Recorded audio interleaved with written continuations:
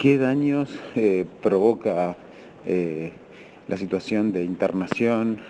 para niños y adolescentes? A ver, uno pensando en torno a eso puede identificar como dos niveles de dificultad. Uno histórico y transnacional, en el sentido de que no es algo que ocurra y que acontezca ni ahora ni exclusivamente en el Uruguay, que tiene que ver con que las instituciones que se dispusieron en los orígenes de los sistemas de protección se crearon bajo esa modalidad, ese modelo que llamamos internado, y que tiene que ver con, desde la fundación misma de esas instituciones se instaló una contradicción que la arrastramos hasta el día de hoy. Pero insisto, no solamente como un fenómeno nacional, uruguayo ni actual, es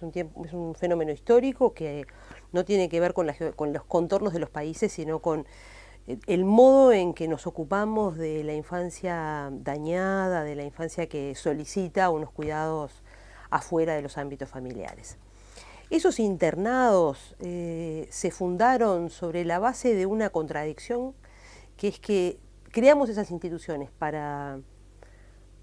proteger a los niños y a la vez para custodiarlos. Eso, cuando uno estudia los sistemas de protección, comprende muy bien cómo eso está en la matriz misma de lo que llamamos los internados, esa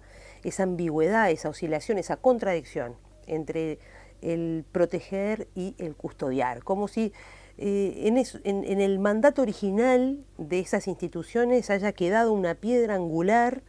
que no deja de reactualizarse, pero que tiene que ver con ir a proteger a los niños, pero finalmente generando un montón de dispositivos de encierro y de maltrato a los niños, la más de las veces para proteger a la sociedad de ciertos fenómenos y ciertos modos en que la infancia sufre o en que los modos en que la infancia se expresa a veces con tendencias que irritan a la sociedad, incluso desde los orígenes del propio Estado uruguayo. Uno encuentra en autores como Barrán, por ejemplo, relatos impresionantes a propósito de lo que la sociedad uruguaya, en especialmente la sociedad montevideana, no quería ver, de estos niños que estaban en las calles. Y bueno, y estas instituciones vienen bajo esta contradicción. Entonces uno puede decir, ese es un problema histórico, pero a su vez tenemos que comprender el modo actual, es decir, hoy, en la actualidad, en Uruguay, ¿cuál es el problema?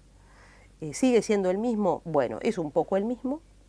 pero a su vez toma formas actuales. Quiero decir, nosotros seguimos encerrando a los niños, seguimos sacando de la visión de la sociedad a estos niños, pero a su vez adentro de esas instituciones de protección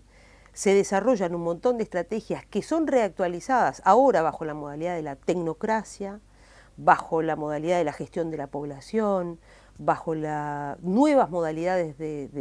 deshumanizar a esos niños, que ya tienen que ver con el modo en que este problema se actualiza. Cuando uno habla actualmente del Uruguay, yo entiendo de que en las instituciones de protección a la infancia se instituyó lo que yo di a llamar, a partir de una investigación que llevé adelante en Uruguay durante 5 años, lo insoportable. Es decir, hay algo que tiene que ver con cómo existe adentro de las instituciones de protección a la infancia un circuito de desprotección que se arma todo el tiempo sobre la base de 3 elementos que a mí me parece que es muy importante que pensemos y que conceptualicemos para no repetir y no reiterar ese circuito de lo insoportable. Si a estos sistemas de protección llegan niños que han vivido lo que yo llamo o encuentro con lo que es insoportable para un niño.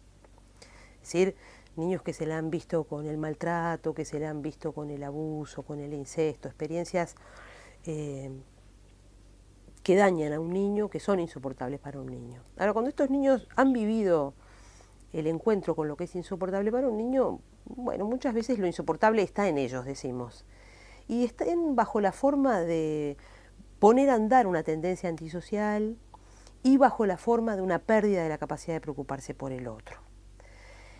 Eso es el modo en que los niños nos muestran a los grandes, los de la familia y los de afuera de la familia, que sufren, que algo se les volvió insoportable y nos dan esas señales de que tenemos que poder auxiliarlos e intervenir de manera que los ayudemos a encontrar otros recursos, que no sean reiterar la antisocialidad y perder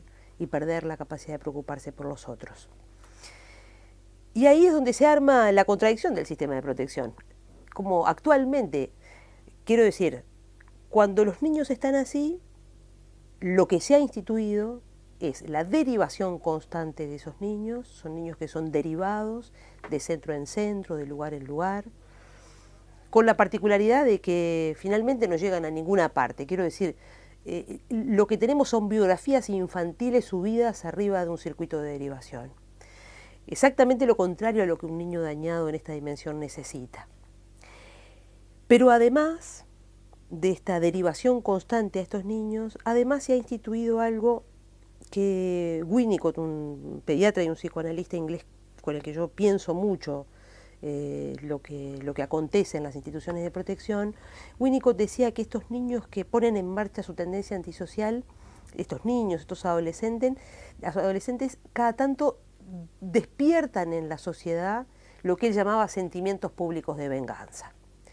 Como él decía, siempre habrá en la sociedad una voz anónima que dice a esos niños y a esos adolescentes hay que encerrarlos y hay que castigarlos. Esa voz anónima, esa voz pública, Winnicott decía, necesita ser interrumpida.